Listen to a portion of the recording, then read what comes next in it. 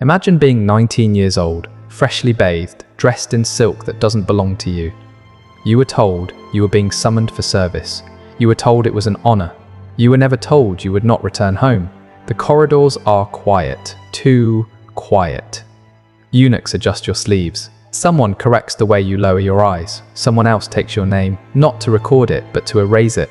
Behind a screen you hear breathing, soft, controlled, powerful.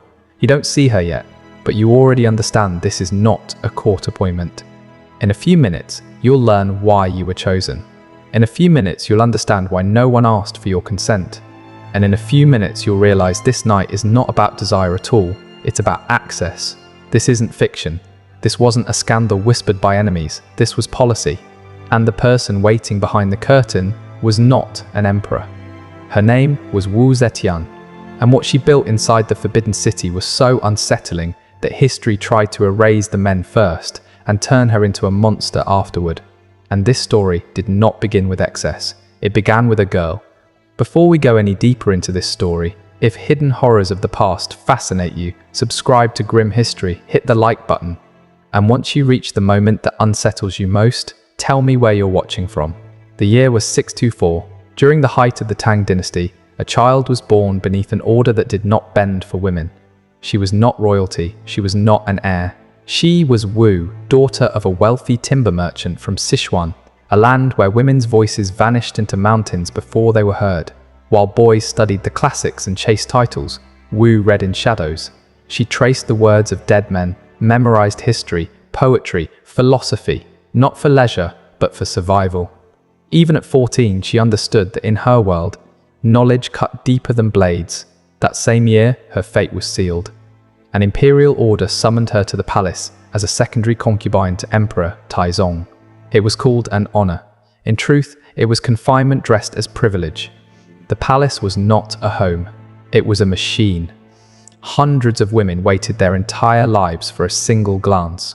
Most were never noticed. Most disappeared quietly. Wu did not wait. She watched. She listened. She studied power the way others studied embroidery. While hands stitched silk, she stitched exits in her mind. She learned the language of silence, the meaning behind bows, the weight carried by a glance held too long. Taizong barely saw her. Years passed untouched. Then, as tradition demanded, the emperor died. By custom, Wu's life should have ended with him. As a former concubine, she was sent to a Buddhist convent. Silence, seclusion, erasure, but oblivion never came. At 26, when she should have faded into anonymity, Wu returned to the palace, not as a shadow, but as fire. Against every rule, she became consort to Gaozong, the new emperor and son of the man who once owned her fate. It was more than taboo, it was unprecedented. History never fully explains how she came back. A secret summons, hidden alliances, perfect timing. What is certain is this: Wu Zetian never left anything to chance. Once inside again, she moved quickly. Rivals vanished. The empress was demoted. Others were silenced or sent away. No public bloodshed, only absences that piled up like fallen leaves. When Gaozong grew ill, Wu became his voice. She issued decrees, met diplomats, delivered judgments. The empire already obeyed her. Only the title remained. In the year 690, she dropped the disguise. Wu Zetian declared herself Empress of China. Not regent, not co-ruler, but sole sovereign. She founded her own dynasty and ruled for nearly 2 decades. The Confucian order shuddered. Scholars quoted texts that no longer applied. Because Wu Zetian was not a flaw in the system, she was its inversion. She governed efficiently. She reorganized ministries. She promoted talent over bloodlines. Every document carried her authority. But her most radical mark was left not in law, but in the private chambers of the palace. There, where power had always flowed from emperor to women, Wu Zetian redirected it. Because she understood something no ruler before her dared to admit: the body had always been a political tool. So she chose a different one. Wu Zetian did not do this for pleasure. She did it for control. History would later condemn her with particular fury, because nothing unsettles patriarchy more than seeing its own rules reflected back in reverse. What had always been accepted in emperors, vast harems, pleasure palaces, intimacy traded for promotion, became an unforgivable scandal the moment a woman exercised the same power. In history, male desire was politics. Female desire was treated as a crime. By now, the throne was secure. The crown was no longer symbolic. Wu Zetian had not simply survived the system, she had hollowed it out and stepped inside alone. But even absolute authority cannot function on decrees alone. Power needs eyes. It needs ears. It needs bodies close enough to sense betrayal before it speaks. The true turning point did not come on battlefields. It came in the perfumed corridors of the palace. Wu Zetian did not reform the system. She bent it until it became a weapon. From this decision emerged the Kongan, officially a ceremonial office, unofficially a surveillance machine disguised as intimacy. In practice, it functioned as a state-controlled male harem. The men were not chosen for noble blood or military skill. They were selected by other standards: the firmness of a jaw, the symmetry of a face, the softness of a voice, the elegance of hands moving across a guqin. Some arrived through ambitious officials who offered their own sons as tokens of loyalty. Others were found by quiet agents sent across the provinces to locate young men who were compliant, unconnected, and easily erased. Wu Zetian was said to impose strict requirements: untouched youth, flawless skin, intelligence paired with submission. She was not collecting companions, she was assembling instruments. Each man was trained not only in intimacy, but in listening. They learned how to observe without being noticed, how to read tension in a room, how to translate sighs, pauses, and glances into information. To belong to the Kongan was to become the empire's senses wrapped in silk. The first to rise was Feng Xiaobao, born without title or lineage in a rural village. One day he was noticed by a princess. Soon after, he was kneeling beside the imperial bed. To legitimize his presence, he was ordained as a Buddhist monk and renamed Shui Huaiyi, though there was nothing ascetic about his ascent. He became Wu Zetian's shadow lover, emissary, enforcer.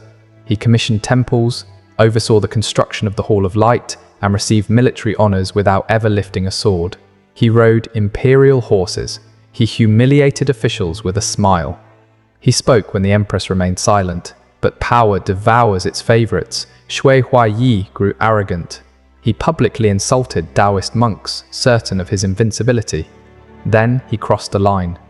After a dispute with the empress, he set fire to the Hall of Light, the very monument that symbolized her authority.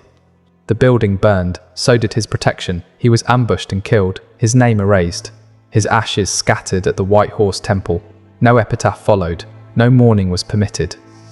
Yet the void he left did not remain empty. After him came Shen Nanchu, the quiet one. Not a politician, not an enforcer, perhaps a musician, perhaps a physician, perhaps a poet. What mattered was what he did not seek. He asked for no titles, he spied on no one, he passed no judgments. He played the guqin as if offering solace rather than ambition. His silence, inside a system built on control, became rare enough to be tolerated. He remained until his quiet death, rumored to have come from a tonic he prepared himself. No hatred followed him, only whispers. He was the exception. The most feared figures arrived later, the Zhang brothers. Zhang Yizhi and Zhang Chengzhong were not merely companions, they were centers of gravity, introduced through elite recommendation. Some said by Princess Taiping, they quickly became the gatekeepers of the empire. Young, educated, ruthless, they transformed the Kongan into something closer to a hidden ministry. No decision reached the empress without passing through them. One managed audiences and foreign envoys, the other drafted decrees. Officials knelt before them before they ever saw Wu Zetian. For the Confucian elite, this was unbearable, not because a harem existed, but because it worked. The brothers were ministers, spies, diplomats, and symbols of everything the patriarchal order denied. Wu Zetian had taken the old design women obey, men command, and melted it in the fire of her crown. Desire became a function of the state, intimacy became surveillance. Later historians would call her perverse, not for her actions, but because she wielded masculine rules more effectively than most emperors. By 699, the Kongan was fully institutionalized. It had ranks, records, and duties. Some members wrote imperial poetry, others led rituals. Many held titles and estates. But all were pieces on Wu Zetian's board. There was no romance, only strategy. The empress did not sleep with men. she slept with information. The city whispered impossible numbers, 3,000 men, one for each night. But those figures were exaggerations shaped by fear. The truth was more unsettling. Her harem was not indulgence, it was a mirror, and it revealed what power looks like when stripped of gender. Absolute power never stays still. It swells, hardens, and eventually rots from within, like fruit left too long in the heat. That decay is what finally overtook Wu Zetian's palace. By the early years of the new century, the empress was failing. Her eyes, once sharp enough to silence ministers, now struggled in the dim corridors. The voice that had once frozen armies emerged in broken breaths, weakened by fever and coughing. The body that had defied an empire was becoming its own prison. On the surface, the state still functioned. In truth, what Wu Zetian presided over was no longer a political heart, but a tumor dressed as an administration. The Zhang brothers had become its vital organs. They were no longer favorites, they were the system.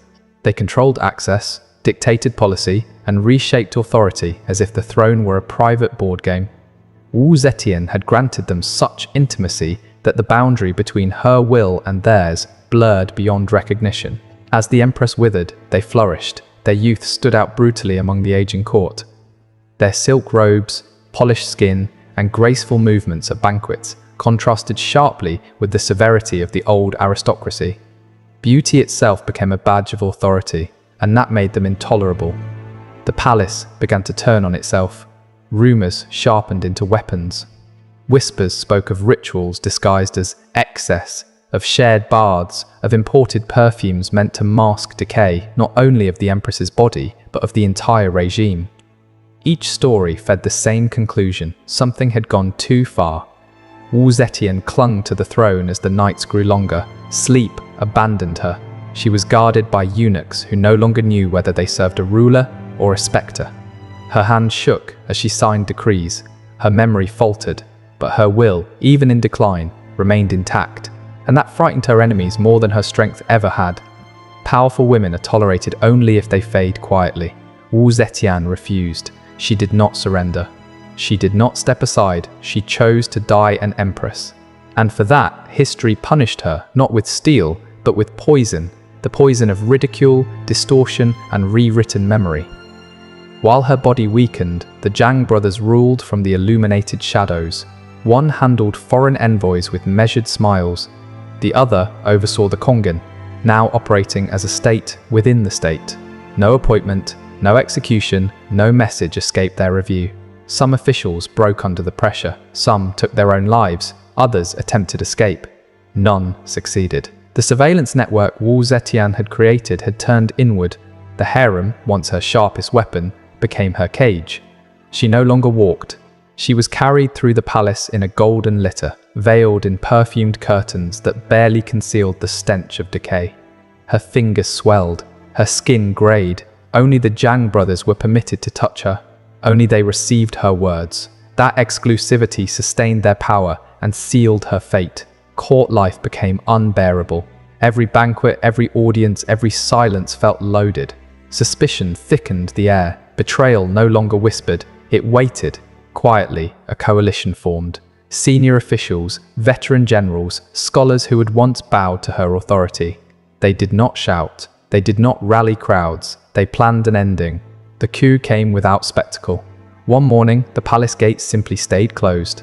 Corridors stood empty. Musicians did not play. Eunuchs looked away. At the center of the stillness, Wu Zetian, wrapped in silken fever, understood what power could not prevent. Loyalty cannot survive on fear alone.